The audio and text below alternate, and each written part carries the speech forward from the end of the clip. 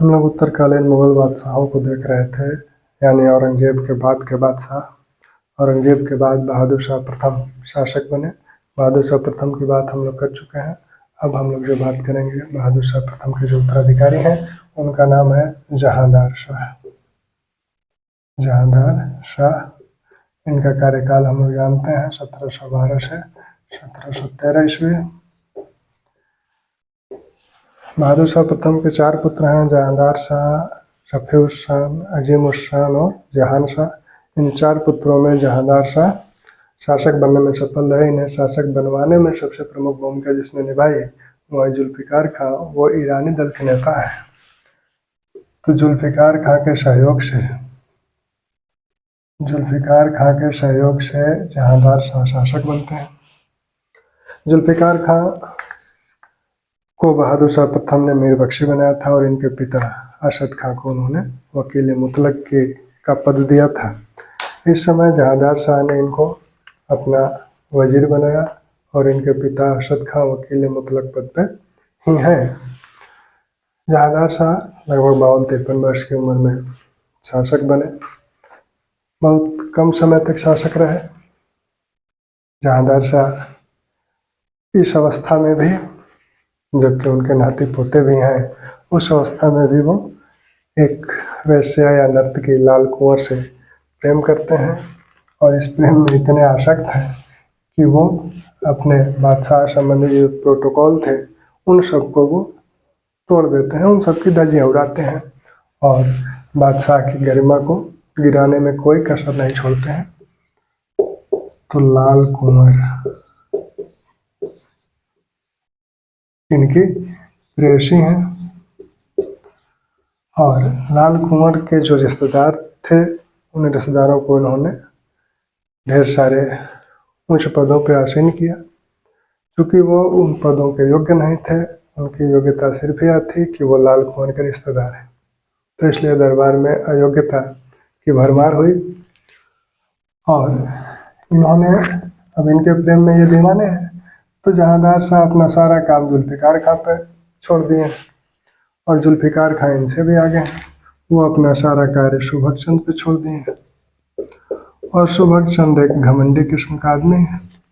इसे सारे दरबारी खफा है, सारे दरबारियों को नाराज कर दिया। इसी बीच इनके जो सौतेले भाई हैं कोपलताश, उनका और जुल्फिकार खां के बीच शक्ति को लेकर संघर्ष हुआ। राजधानी में अव्यवस्था उत्पन्न हुई और इस अव्यवस्था का लाभ उठाया अजीम उस शान, इनके भाई अजीम उस शान के पुत्र फारूक शेर ने। तो फारूक शेर ने इसका लाभ उठाया। फारूक शेर को सैयद बंधुओं का समर्थन प्राप्त हुआ और सैयद बंधुओं के समर्थन से फारूक शेर ने इन पर आक्रमण किया।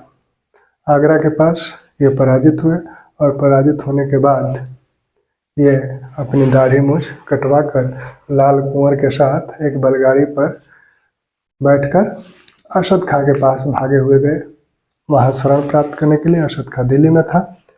तो अरशद खां के पास जब भाग के गए तो अरशद खां इनकी रक्षा क्यों करेगा, वह तो एक मंत्री है, अगर इनकी रक्षा करता है तो फारूक शेर उसको छोड़ेंगे नहीं। तो ऐसे में अरशद खां ने इन्हें गिरफ्तार कर लिया, फारूक शेर को सौंप दिया। तो इस प्रकार जहांदार शाह का अंत हो गया। जहांदार शाह के बाद जो शासक बने वो है फारूक शेर। जहांदार शाह ने जो प्रतिमान स्थापित किया, प्रतिमान यह स्थापित किया कि इन्होंने बादशाह की गरिमा को धूल दूषित किया और इनके लंपट व्यवहार के कारण इन्हें लंपट मूर्ख की संज्ञा भी दी जाती है। तो मुगल बादशाहों में लंपट मूर्ख कौन है? मुगल बादशाहों में लंपट मूर्ख जहांदार शाह है। ठीक। बहादुर शाह के समय की जितनी समस्याएं थी सब ऐसे ही पड़ी हुई हैं, बल्कि समस्याएं और बढ़ी ही। किसी भी समस्या का ये समाधान नहीं कर पाए। फारूक शेर जो शासक बनते हैं 1713 से 1719 तक ये शासक रहते हैं। इनको शासक बनाने में सबसे महत्वपूर्ण भूमिका जिसने निभाई वो है सैयद बंधु। सैयद बंधु। दरअसल मुगल दरबार में गुटबाजी बढ़ गई है। दरबार के भीतर अनेक गुट हैं, अनेक दल हैं। प्रमुखतः जो गुट या दल हैं वो तुरानी दल है, ईरानी दल है, अफगानी है और हिंदुस्तानी है। तो जो मुगल दरबार के गुट हैं या दल है उसमें तुरानी है, ईरानी है और हिंदुस्तानी है। तुरानी दल के जो नेता हैं वो चिनकिलिश खां हैं, चिनकिलिश खां। इन्हें निजाम उल मुल्क भी कहा जाता है, निजाम उल मुल्क। इस दल के नेता हैं जुल्फिकार खां। इस दल के नेता ये सैयद बंधु हैं। तो मुख्यतः 3 दल हैं। तुरानी जो है ये ट्रांसैक्सेनिया से आए हुए लोगों का ये दल है। ये ईरान के पूर्वी और पश्चिमी प्रांतों से आए हुए लोग हैं। अफगानी भी थे जो कि सिंधु के पार के पहाड़ियों से आए हुए थे, विशेषकर रोहिला जनजात से संबंधित, रोहिला जनजात से संबंधित है। और हिंदुस्तानी दल में वो लोग हैं जो भारतीय मुस्लिम हैं, जिनके पूर्वज पहले हिंदू से मुस्लिम धर्मांतरित हो गए थे। और इसमें विभिन्न जो हिंदू राजा हैं या हिंदू सरदार हैं, मनसबदार हैं, वो लोग भी इस ग्रुप में, इस दल में है, हिंदुस्तानी दल में। इसी हिंदुस्तानी दल का नेतृत्व सैयद बंधु कर रहे हैं। सैयद बंधु 2 भाई हैं। एक है जो बड़े भाई हैं वो सैयद अब्दुल्ला खां,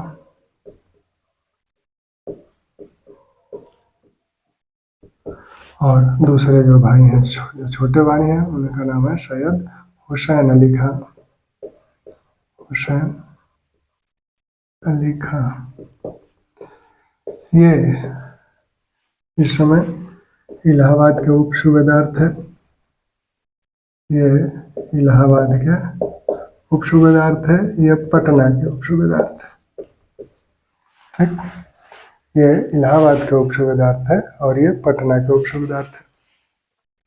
दरअसल जो सैयद बंधु हैं ये माना जाता है कि हजरत मोहम्मद के वंशज हैं।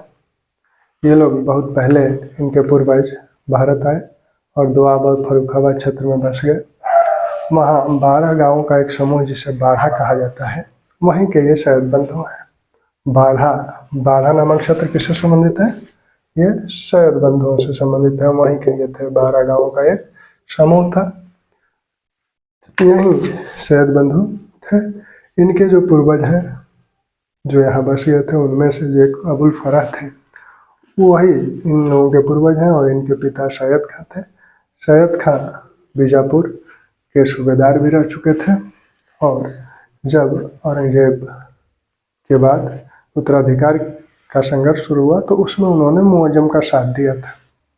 और जब मुअज्जम बहादुर शाह के नाम से शासक बने, तब जो अजीमुद्दीन शाहजादे हैं, उन्होंने इन दोनों भाइयों को इलाहाबाद और पटना में नियुक्त किया था। तो इस प्रकार इन लोगों की वफादारी अजीमुद्दीन के साथ जुड़ी हुई थी। और अजीमुद्दीन के पुत्र हैं फर्रुखसियर। तो इन लोगों ने फर्रुखसियर का सहयोग किया और इनके सहयोग से फर्रुखसियर 1713 ईस्वी में बादशाह बनने में सफल हुए। फर्रुखसियर जब बादशाह बने, तब चूंकि ये सैयद बंधुओं के सहयोग से बादशाह बने, तो ये जो 2 गुट हैं, ये दोनों गुट इनसे ईर्ष्या करते हैं। इस हिंदुस्तानी दल से, हिंदुस्तानी गुट से ईर्ष्या करते हैं। तो ये लोग अब क्या करते हैं, फर्रुखसियर का कान भरना शुरू किया। फर्रुखसियर को सैयद बंधुओं के विरुद्ध भड़काने में महत्वपूर्ण भूमिका इन दलों की है, विशेषकर तुरानी दल की। ईरानी दल जुल्फिकार खां इनके पहले दरबार में प्रभावशाली है। इस समय जो प्रभावशाली हैं वो हैं हिंदुस्तानी दल और तुरानी दल। फर्रुखसियर शासक बनते हुए सबसे पहले क्या किया? सबसे पहले इसने जुल्फिकार खां को मृत्युदंड दिया और इनके पिता अरशद खां को उसने कैद कर लिया, उन्हें अपमानित किया गया। यानी जो लोग जहांदार शाह के वफादार थे, उन लोगों को इसने दंडित किया। इसके सामने जो समस्याएं हैं वो समस्याएं हैं, पहले तो राजपूताना है, फिर सिख है, और इधर दक्कन का क्षेत्र है। तो सबसे पहले इसने राजपूताना पर ध्यान दिया और सैयद बंधुओं के विरुद्ध ये दल इन्हें भड़का रहे हैं, तो सैयद बंधुओं के विरुद्ध षड्यंत्र भी रचना इन्होंने शुरू किया। तो राजपूताना में अजीत सिंह जोधपुर के राजा, ये बहादुर शाह के निधन के बाद काफ़ी प्रभावशाली हो गए थे। इनके प्रभाव को कम करने के लिए इसने इन लोगों में से जो सैयद हुसैन अली खां हैं इनको भेजा। दरअसल बादशाह बनने के बाद इसने इन बंधुओं को जो पद दिया था इनको अपना वजीर बनाया और इनको अपना मीर बख्शी यानी सेनापति बनाया। मीर बख्शी अर्थात सेनापति बनाया। ठीक, तो बड़े भाई सैयद अब्दुल्ला खां को वजीर बनाया गया और छोटे भाई सैयद हुसैन अली खां को मीर बख्शी सेनापति बनाया गया। राजपूताना में अजीत सिंह को नियंत्रित करने के लिए सैयद हुसैन अली खां को भेजा गया और इसके साथ सैयद हुसैन अली खां को मारने का एक षड्यंत्र भी बना। इसने अजीत सिंह को एक पत्र भी लिखा कि सैयद हुसैन अली खां को निपटा दो उधर, लेकिन हुसैन अली इनसे ज़्यादा चालाक था। उसने अजीत सिंह को नियंत्रित किया और अजीत सिंह को आत्मसमर्पण करने के लिए मजबूर किया। 1714 ईस्वी में अजीत सिंह आत्मसमर्पण कर देते हैं। 1714 ईस्वी में अजीत सिंह आत्मसमर्पण कर देते हैं।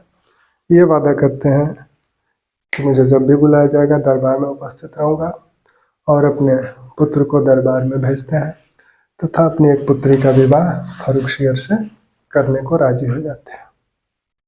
फिर दूसरी समस्या जो है वो सिखों से है। बंदा बहादुर की समस्या को हम लोगों ने बहादुर शाह प्रथम के समय देखा था कि उसका पूर्णतया सफाया नहीं हो पाया था, उसे पूर्ण रूप से बहादुर शाह प्रथम नियंत्रित नहीं कर पाए थे। अब फर्रुखसियर उस पर ध्यान देते हैं और लाहौर के जो बादशाह सूबेदार हैं अबुल समद, उन्हें भेजा जाता है बंदा बहादुर के विरुद्ध, और बंदा बहादुर 1716 ईस्वी में समर्पण कर देता है, बंदी बना लिया जाता है और उसे उसके 3 वर्षीय पुत्र के साथ घोर यातनाएं देकर मार दिया जाता है। विभिन्न ढेर सारे सिखों को भी मारा जाता है। सिखों से पहले कहा गया मुस्लिम धर्म स्वीकार कर लो, उसमें से किसी ने मुस्लिम धर्म स्वीकार नहीं किया, इसलिए उनकी हत्याएं की गई। तो इस प्रकार 2 समस्याओं का समाधान फर्रुखसियर के काल में हुआ। अब है दक्षिण की समस्या। दरअसल फर्रुखसियर के समय इनके एक दरबारी हैं मीर जुमला, वो इनके विश्वास पात्र हैं। मीर जुमला इनके विश्वास पात्र हैं और इन्हें तुरानी दल का समर्थन प्राप्त है। तुरानी दल का इन्हें समर्थन प्राप्त है। अब दक्षिण के सूबेदार जो है निजामुल मुल्क हैं, उन्हें हटाकर दक्षिण की सूबेदारी हुसैन अली खां को दी गई। हुसैन अली खां ने फर्रुखसियर के पास एक आवेदन किया कि मुझे दिल्ली में रहते हुए अपने प्रतिनिधि के माध्यम से उस सूबेदारी का संचालन करने की अनुमति दी जाए, लेकिन मीर जुमला की सलाह, मीर जुमला के कहने पर फर्रुखसियर ने यह अनुमति नहीं दी।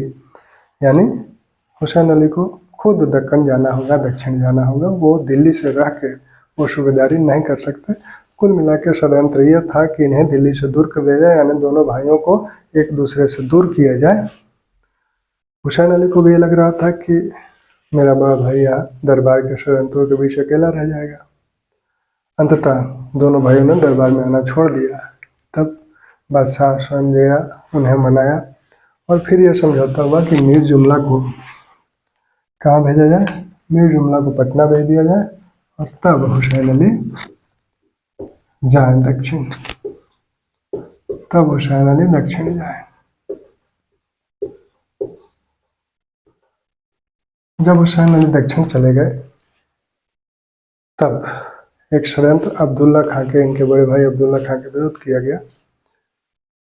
बादशाह ने एक बड़ी सेना इकट्ठी की और यह खबर फैल गई कि अब्दुल्ला खां को गिरफ्तार कर लिया जाएगा। ऐसे में अब्दुल्ला खां ने अपने भाई सैयद हुसैन अली को खबर की कि राजधानी आ जाओ जल्दी। वो समझ गया कि कोई न कोई षड्यंत्र चल रहा है, इसलिए वह क्या किया, दक्षिण की समस्याओं को सुलझा कर आया।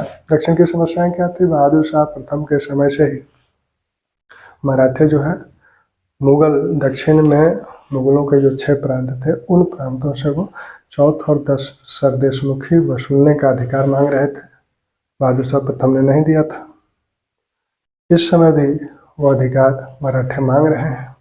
अब हुसैन अली ने क्या किया, 1719 में मराठों के साथ एक संधि कर ली। 1719 में मराठों के साथ एक संधि की। उस संधि में क्या कहा गया? उस संधि में कहा गया कि शिवाजी का स्वराज जो है उसे हम मान्यता प्रदान करते हैं। फिर जो मुगलों के 6 दक्षिण में जो 6 प्रांत हैं, बरार है, बिदर है, अहमदनगर है, गोलकुंडा है, बीजापुर है, खानदेश है, तो ये जो 6 प्रांत हैं, खानदेश, बरार, बिदर, अहमदनगर, बीजापुर, गोलकुंडा, तो हुसैन ने कहा कि इन 6 प्रांतों से आप चौथ और सरदेशमुख से वसूल सकते हैं। चौथ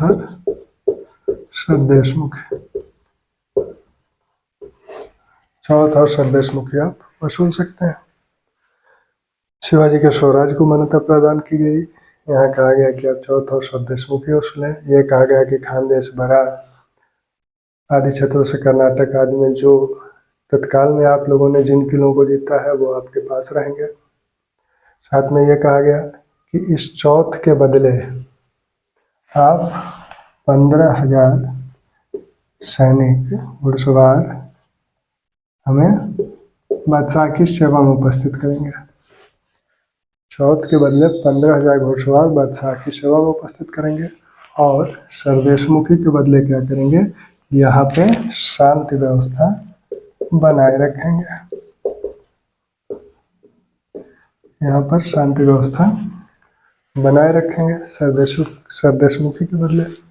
और ये कहा गया कि आप 10 लाख रुपया क्या करेंगे, मुगल बादशाह को वार्षिक कर के रूप में देंगे। 10 लाख रुपया वार्षिक कर मुगल बादशाह को आप देंगे। और दिल्ली में जो आपकी माता यशोबाई नज़रबंद हुई हैं और आपके परिवार के अन्य सदस्य जो नज़रबंद हुए हैं उन्हें मुक्त कर दिया जाएगा। तो यह समझौता हो गया। इस समझौते के तहत हुसैन अली 15,000 मराठों सैनिकों के साथ दिल्ली आया। खुद पेशवा बालाजी विश्वनाथ थे और सेनापति दभाड़े थे। ये लोग जब राजधानी पहुंचे तब फर्रुखी ने देखा कि अरे ये तो पासा उल्टा पड़ गया। तब वह फिर अनुनय विनय करने लगा सैयद बंधुओं से। उनके सामने अपनी पगड़ी उतार के रखा, लेकिन सैयद बंधुओं ने अब निश्चय कर लिया था कि बहुत हो चुका, अब इसे गद्दी से उतार दिया जाए। तो उन लोगों ने उसे कैद कर लिया और बाद में उसकी हत्या कर दी गई और 1719 में रफ़ी-उद-दरजात को बादशाह बना दिया गया। रफ़ी-उद-दरजात बादशाह बना और उसने ही इस संधि पे, जो मराठों के साथ 1719 की संधि हुई थी, उस पर मुहर लगा दिया, हस्ताक्षर कर दिया। इसी संधि को रिचर्ड टेम्पल कहते हैं कि यह मराठों का मैग्ना कार्टा है। इसे रिचर्ड टेम्पल ने क्या कहा, मराठों का मैग्ना कार्टा कहा। मीर जुमला को जो फर्रुखशियर है वो यहाँ तक कहते हैं कि इसके जो जो मेरे शब्द और हस्ताक्षर हैं वो मीर जुमला के शब्द या हस्ताक्षर माने गए। यानी उनके हस्ताक्षर मीर जुमला के हस्ताक्षर का मतलब है बादशाह का हस्ताक्षर। इतना ज़्यादा शक्ति उन्होंने मीर जुमला को दी थी। ठीक, तो फारुखशियर की कहानी समाप्त। फारुखशियर ने जहांदार शाह की हत्या की थी और शासक बना था, इसलिए फारुखशियर को घृणित कायर की उपाधि भी दी जाती है। इन्हें घृणित कायर कहा जाता है। 1719 में फारुखशियर के बाद जो शासक बने वो हैं रफ़ीउद्दर्जात और फिर रफ़ीउद्दौला बने। रफ़ीउद्दर्जात फरवरी 1719 से 4 जून 1719 तक शासक रहे। उसके बाद रफ़ीउद्दौला शासक बने। ये जून 1719 से सितंबर 1719 तक शासक रहे। क्षय रोग हो जाने के कारण यानी टीबी हो जाने के कारण इनका निधन हुआ। ये चीज़ के कारण इनका निधन हो गया। तो 1901 सितंबर 1901 तक दोनों बादशाहों का अंत हो गया। तब सैयद बंधुओं ने मोहम्मद शाह को शासक बनाया। एक लंबे समय तक ये शासन करते हैं, 1719 से 1748 तक। इनका मूल नाम रोशन अख्तर है। इनका मूल नाम रोशन अख्तर है। मोहम्मद शाह शासक बनते हैं, जहान शाह के पुत्र हैं। और ये जो है रोशन अख्तर, इनका नाम है, मोहम्मद शाह के नाम से शासक बनते हैं 1719 से 1748 तक। इन्हें भी सैयद बंधुओं ने ही शासक बनाया। तो इस प्रकार सैयद बंधु कितने लोगों को शासक बनाते हैं? पहले तो फारुखशियर हैं, दूसरे रफ़ीउद्दर्जात हैं, फिर रफ़ीउद्दौला है, फिर मोहम्मद शाह है। तो ये जो अब मुगल दरबार के जो गुट हैं, ये अब सम्राट निर्माता की भूमिका निभा रहे हैं। पहले क्या था, मुगल दरबार में जो दरबारी थे वो बादशाह पे निर्भर थे, उनकी स्थिति बादशाह पे निर्भर थी।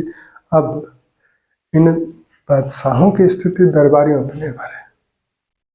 तो इस प्रकार अब मोहम्मद शाह के सामने जो समस्याएं हैं, एक नौजवान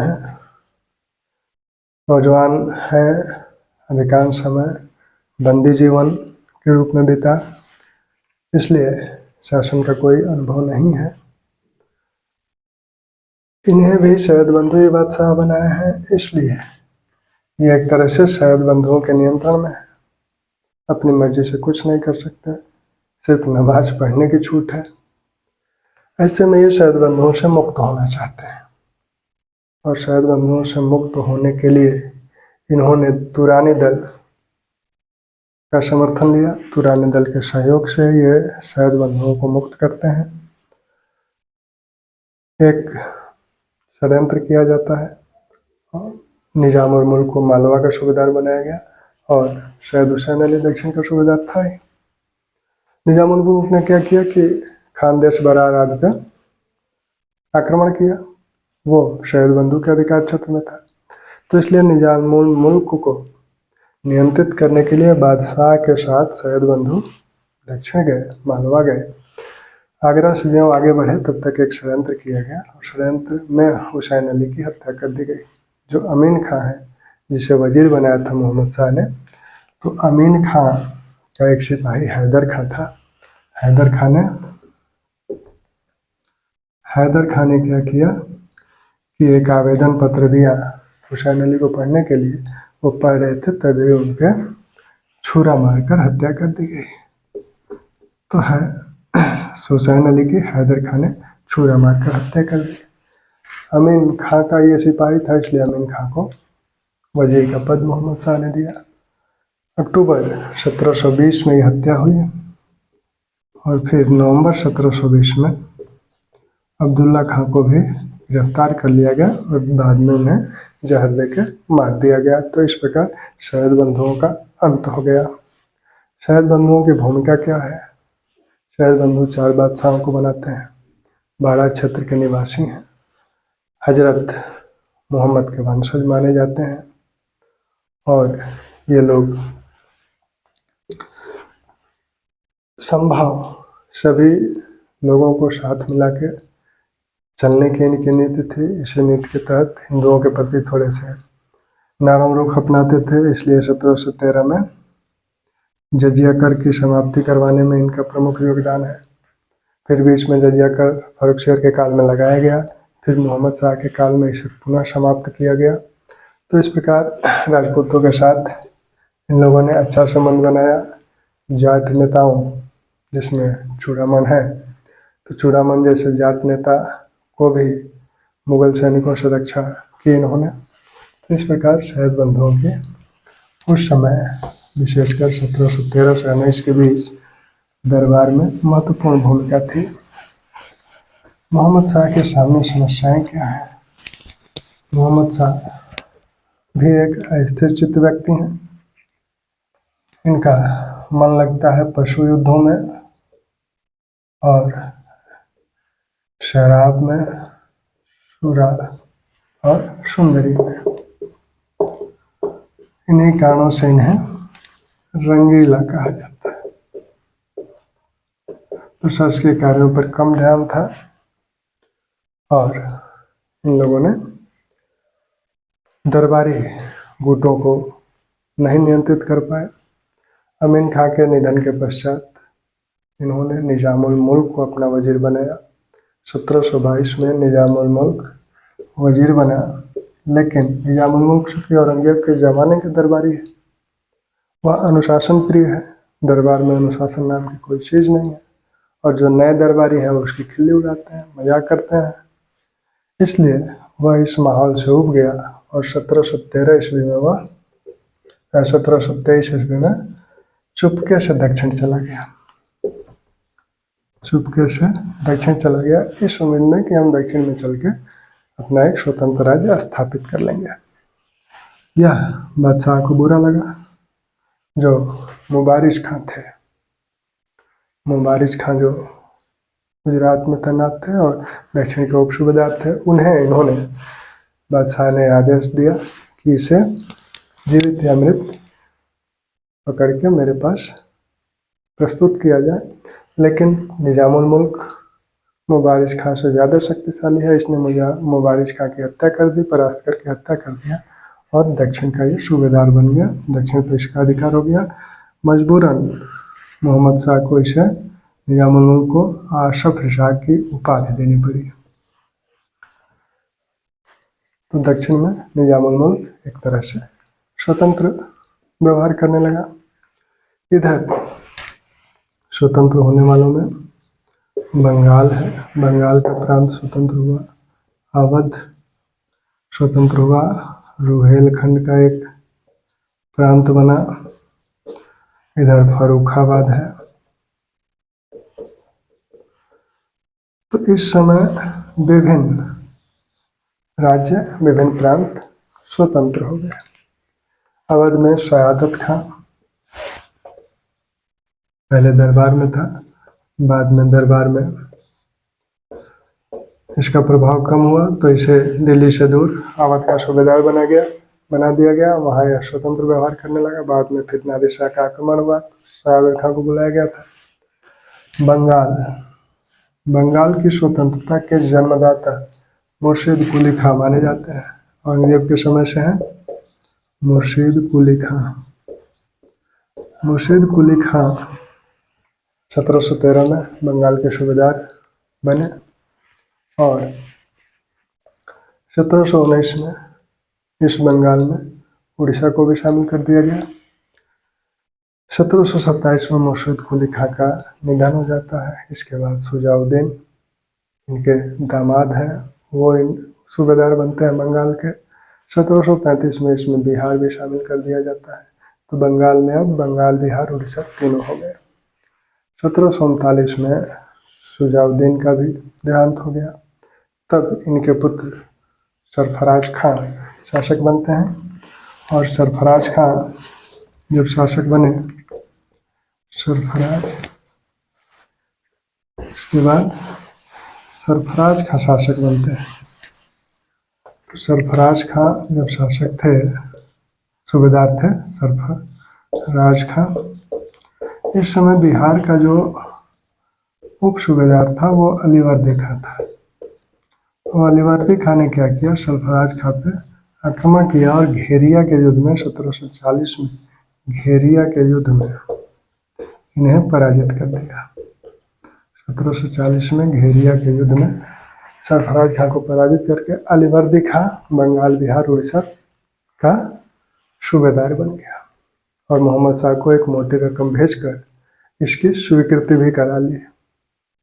फिर बाद में भी मोहम्मद शाह उससे कुछ धन मांगे, लेकिन अवॉइड कर दिया, नज़रअंदाज कर दिया, एक तरह से स्वतंत्र व्यवहार करने लगा।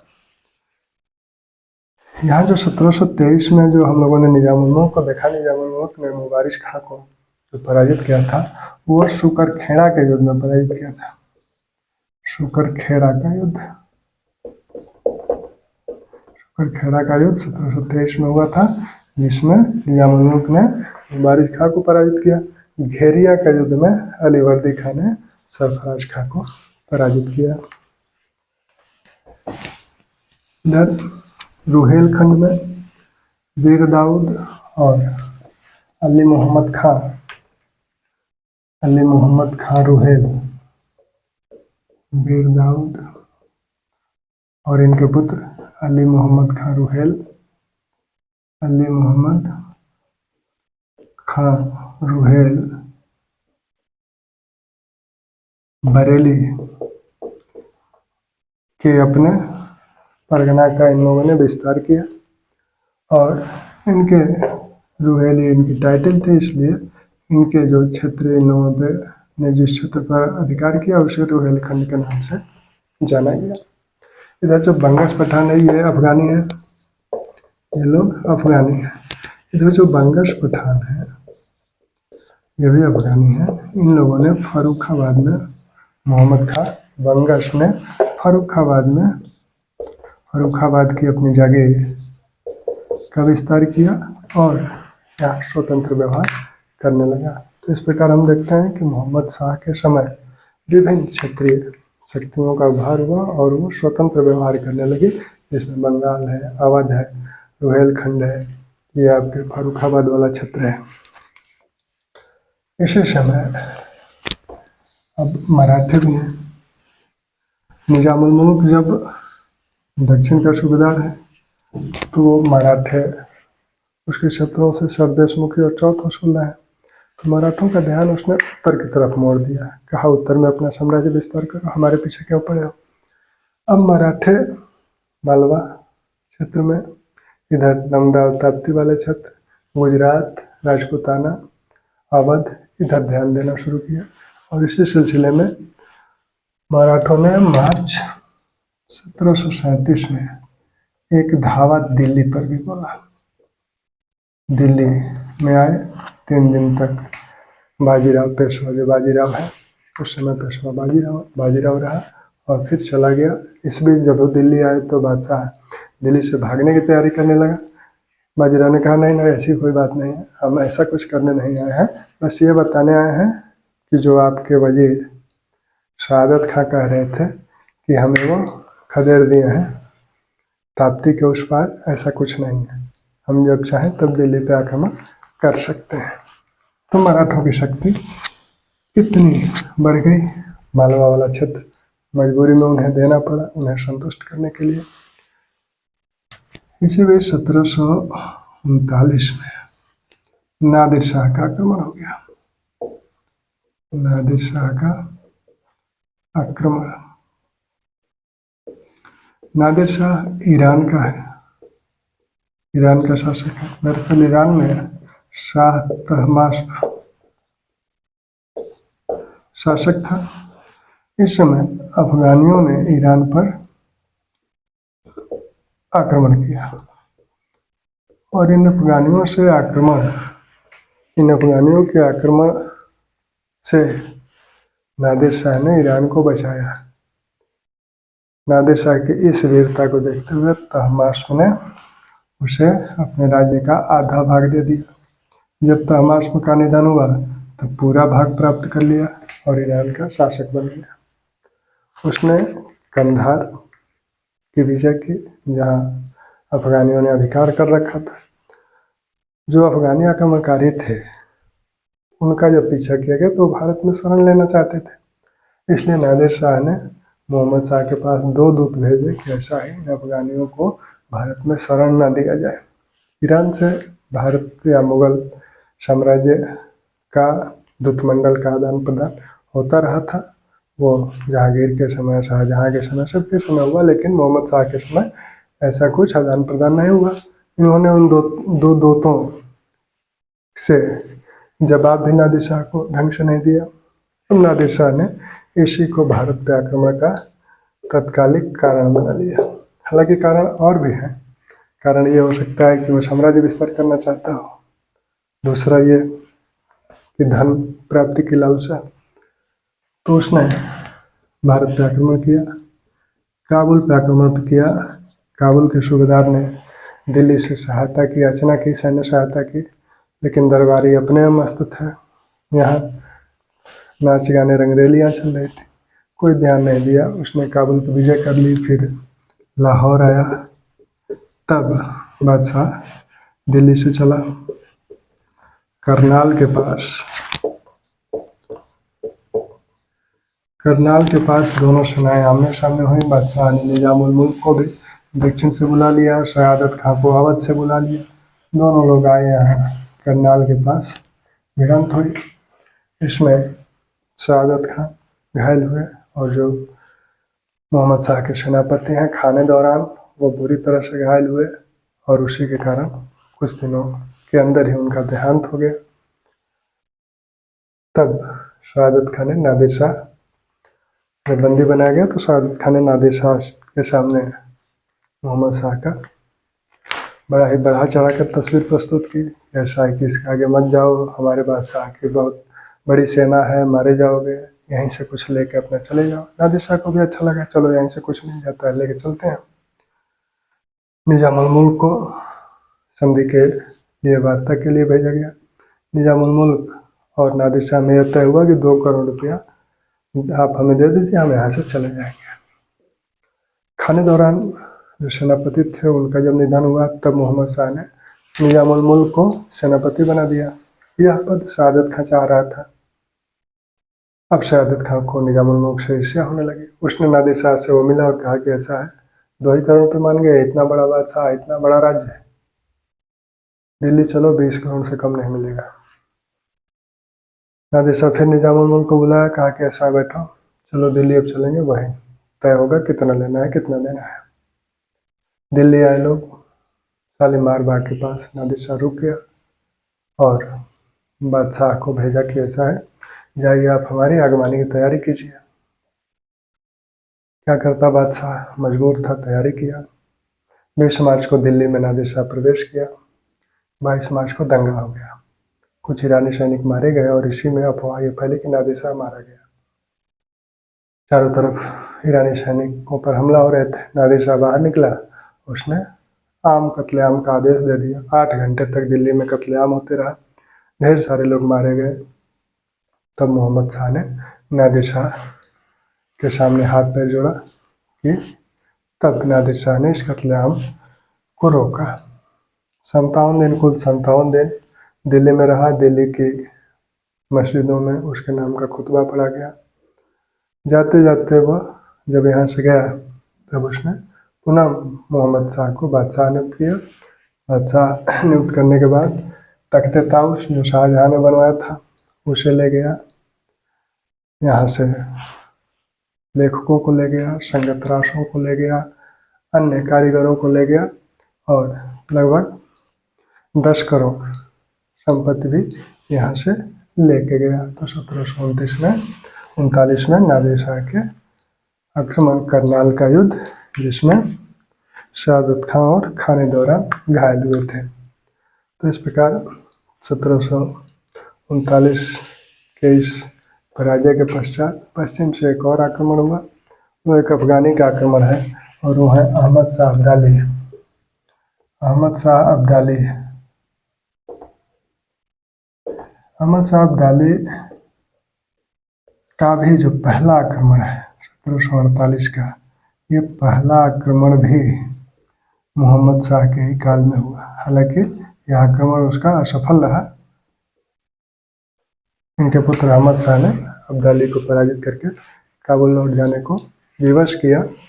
तो इस प्रकार हम लोगों ने मोहम्मद शाह यानी रोशन अख्तर तक के काल को देख लिया है। इसी समय जाटों का भी एक संघर्ष है जो औरंगजेब के समय से चला रहा है। वो एक लंबा संघर्ष है, उसको हम लोग अलग से देखेंगे। फिर आगे के बादशाहों को कंटिन्यू करेंगे।